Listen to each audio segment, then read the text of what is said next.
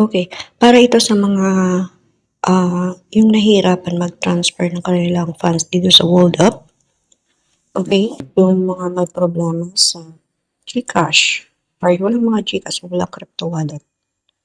Then yung mga di maka-receive ng OTP yung kanilang GCrypto kapag isinesend na sa GCash. Actually, pwede nyo namang palitan muna yung inyong email na ginamit sa GCash bago nyo i-transfer yung inyong funds dito. So, pag no choice talaga, hindi kayo makasend sa sarili yung GCash or GCrypto sa inyong crypto wallet, pwede nyo isend yan sa katabi nyo. Sa katabi nyo. Mas may katabi nyo lang yung lilipatan ng funds nyo dito.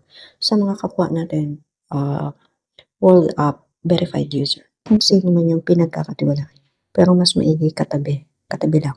Okay, so ganito yun kapag isend natin ang ating WorldCoin sa another World App account. Okay. So, una-una kunin nyo yung kanyang wallet address. Okay, dito sa World App. Pag ang ita-transfer natin ay ang WorldCoin, so ang kukunin natin ay ang WorldCoin wallet address dun sa receiver. Para yun sa magre-receive. So, paano nyo makukuha yung kanyang WorldCoin wallet? So, pipindutin nyo yung tutulog dyan. Then, pindutin nyo itong receive. Then, WorldCoin. Then, WorldChain. Then, dito na yung wallet address. Copy. Then, QR code. Kapag katabi nyo, mas madali. Kasi itatapat nyo na lang itong QR code sa phone ninyo. Okay? So, mas maigi talaga katabi na lang yung inyong lilipatan. Then, kapag okay na, na-save mo na yung QR code or wallet address ng receiver mo, pindutin nyo na yung camera sa taas. Then, itapat nyo doon sa QR code yung camera.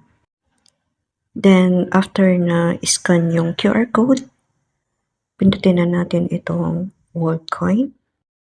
Then, dito, pag ayaw lumabas ng amount dyan, pindutin mo na lang yung maximum. Then, continue.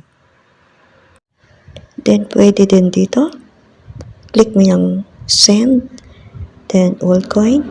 Then, yung mobile number ng iyong receiver ay pwede mong isave sa iyong contact. Then, pwede mo isend dyan. Okay? Makikita mo ang kanyang account dyan. Then, pwede din dun sa camera sa taas. Katulad ng ginawa natin dyan. Press mo yung camera. Then, para i-scan yung kanyang QR code katulad ng ginawa natin kanina. Then, press mo lang yung maximum. Then, continue. So, ayan, ganun lang ang pag-transfer ng ating WorldCoin galing dito sa ating World App account papunta sa ibang World App account. Okay. DJ.